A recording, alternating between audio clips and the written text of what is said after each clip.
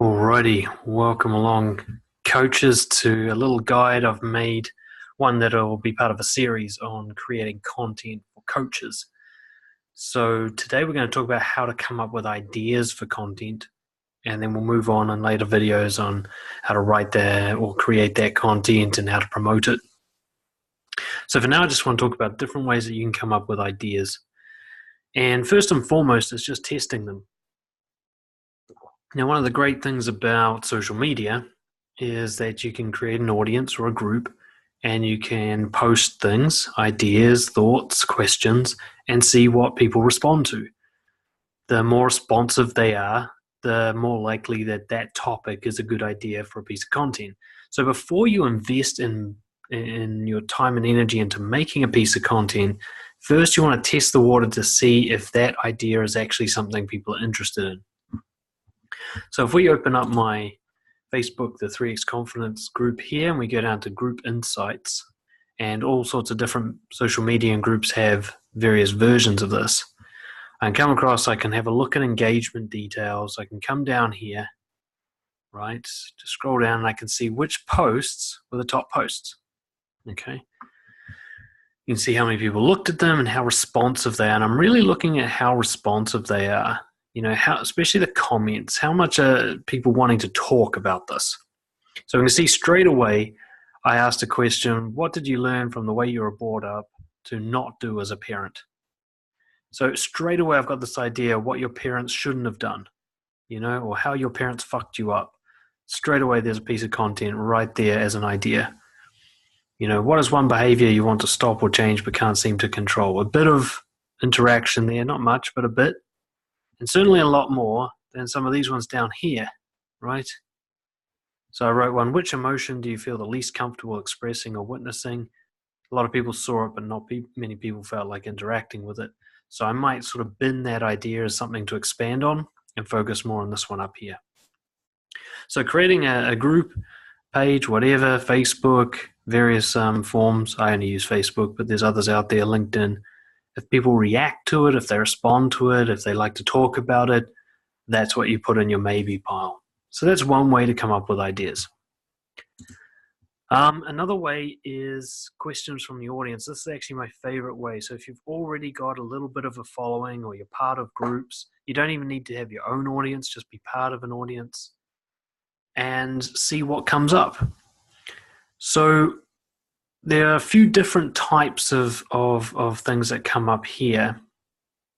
One is when you get a specific question from somebody, they actually email you or send you a question as a coach. And what you're looking for is really specific questions. The more specific, the better. Because what I've found in terms of pieces of content that really hit is that they're a really narrow topic. It's a really specific idea, what we call a front door issue. And actually we'll have a huge niche of people who really want to know the specific answer to that specific question, right? And here's an example of one here. I'm jealous of my partner's sexual past. So I won't play this content for you. You can watch it if you like. But what I did was I got an email from a guy who was struggling with his girlfriend because he was jealous of her sexual history. So I just made a video just for him. But I called it, I'm jealous of my partner's sexual past, which is how he worded it in the email. And then if you scroll down here, you can see that obviously this is a big deal for people. They want to talk about it, okay? So lots of responsiveness there. And I responded, you see all these replies. I responded to all these people here. It was very strong topic that people want to comment on, okay? So that's an example of answering a specific question, but doing so publicly. All right, and I didn't plan this. I just read his email and spoke freestyle for about 10 minutes there. Another one is common client issues. So as you coach, you'll notice that the same things keep coming up again and again and again, right? The same questions, the same problems. Again, we're looking for very specific problems for your specific audience. And that brings me to my single most popular piece of content, why your boyfriend doesn't initiate sex. I was getting email after email after email from women saying, what's up with my boyfriend? He won't initiate sex. This one article gets about 10,000 hits a month, okay?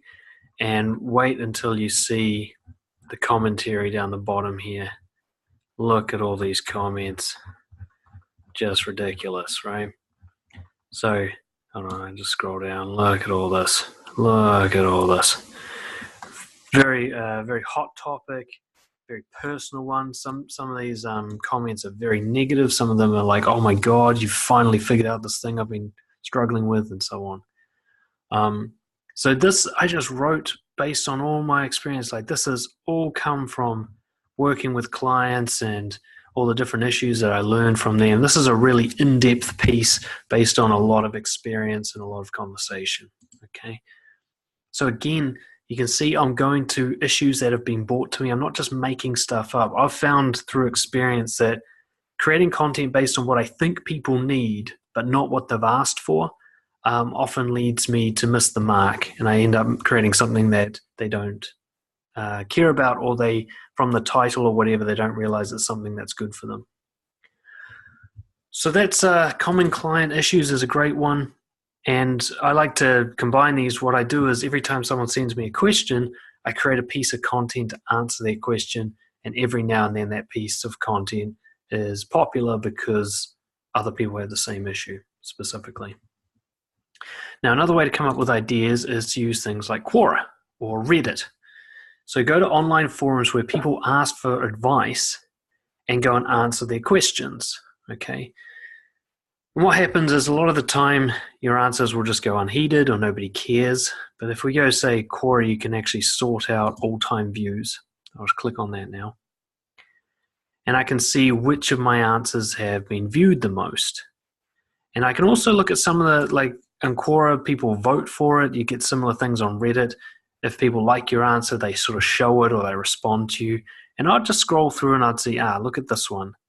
It's one of my top viewed answers. It's got a lot of votes, okay?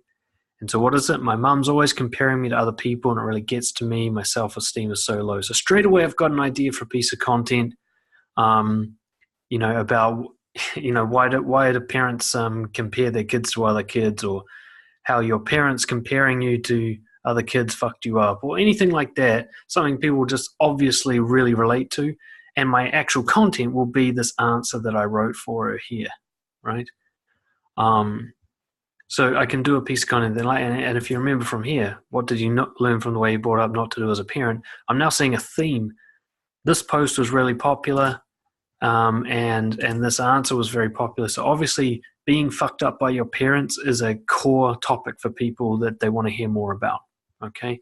People have resentment towards their parents or whatever. So I'm seeing themes like that give me ideas for content, whereas I've got other things like this one. Does he like me? If he says I'm here for me anytime, not many people watched it, not many people voted for it, not a big deal to people. I'd ignore that one, okay? So there's a couple of ideas for going to your audience for content ideas. Another one to look at is issues that are important to you, but you personally, not generic things like I think people should be more confident, but like something like problems that took you a long time to solve, right? Or problems that you see a lot of people struggling with. You're constantly seeing it even if they're not asking you about it. So if we go to, where do I have that one? We go to this one here. So I wrote one called The Difference Between a Relationship and a Connection. This is my second most popular piece of blog content. It's actually just growing right now.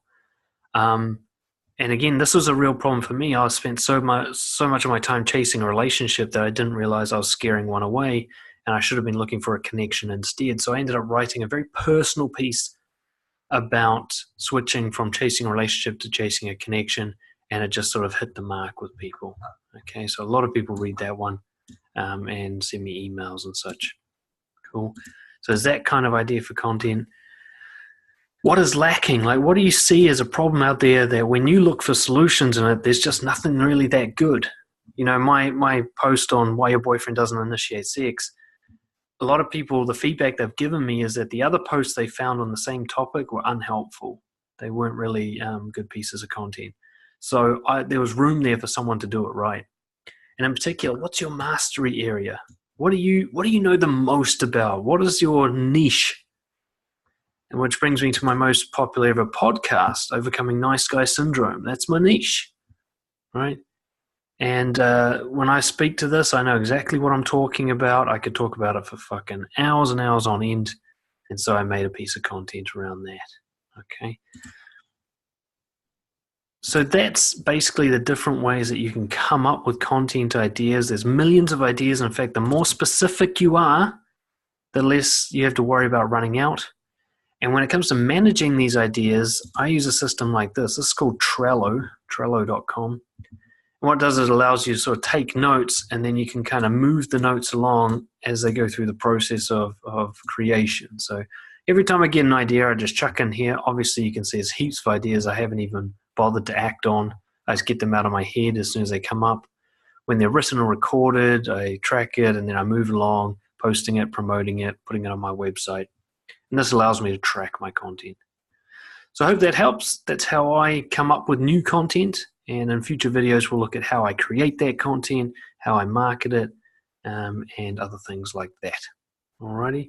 So I'll see you all next time.